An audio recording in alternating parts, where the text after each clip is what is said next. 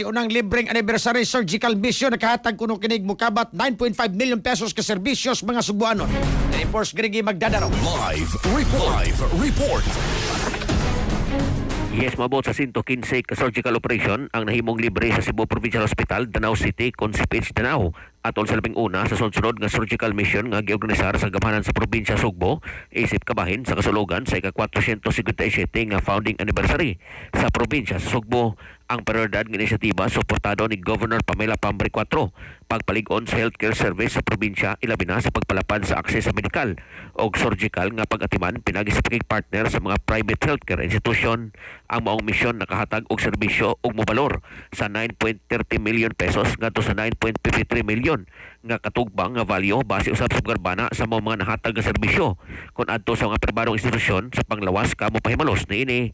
Kini ang gibutyag ni Capital Peace Health Consultant Dr. Nicky Catalan lakip sa nahimong major procedure mo ang napo ka laparoscopic cholecystectomy nga adunay gipadabanang gasto nga 265 ngadto sa 2.65 million sa kitibukan. Upat ka thyroidectomy nga mogasto og 220,000 o 880,000 matag procedure. Tulo ka bilateral hernioplasty og foreign body removal nga makatidad og 240,000 o 720,000 matag usa. Doon na usay laparoscopic cholecystectomy nga adunay umbilical hernia repair nga adunay kantidad nga 300,000 o 600,000 pesos ang matag usa. Samtang upat ka procedure usab nga naglambigit sa herniotomy, hydrocelectomy, varicocelectomy ug tuli nga iban usab nga makatidad og 160,000 ngadto sa 640,000 ang usa. Adunay maabot sa 58 ka minor surgery nga mokabat og iban usab nga 25,000 ngadto sa 1.45 million sa kitibukan. Samtang adunay 18 ka AV fistula creation procedure nga makatidad usab og 50,000 ngadto sa 90,000 pesos ang usa. Ang maong gibanabana nga kantidad ni cover lang sa pipila ka major procedure nga nahimo atol sa misyon o wala magpresentar sa kitibuk ang 9.30 million ngadto sa 9.53 million nga balor sa mga serbisyo nga naghatag. Ang maong surgical mission na pahigayon pinagi sa pagtambayayong sa Kapitolyo sa Chong Hospital pinagi usab sa suporta o pamunuan ni Dr. Helen Po o Dr. Joan Kusin.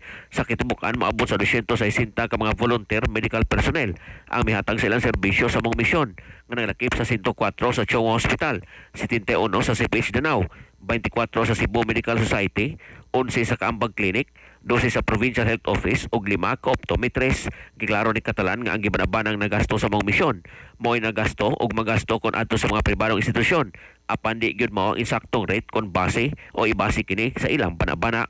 Sa ato mga katropa diha nga nagkalubog og naghanap ang pananaw, inom kanunay og Vision X Plus Soft Gel Capsule. Gumikan kay kini kompleto sa mga phytonutrients nga mapigtar sa itong mga mata. Ano ang kinilutin, beta-carotene, vitamin E ug zeaxanthin. Alang sa Pilipino para sa Pilipinas, kinakatropa Gregi Magdaro, XFM News. XFM Report. Cellphone Plus Gold, mapalit sa mga butika sa inyong lugar.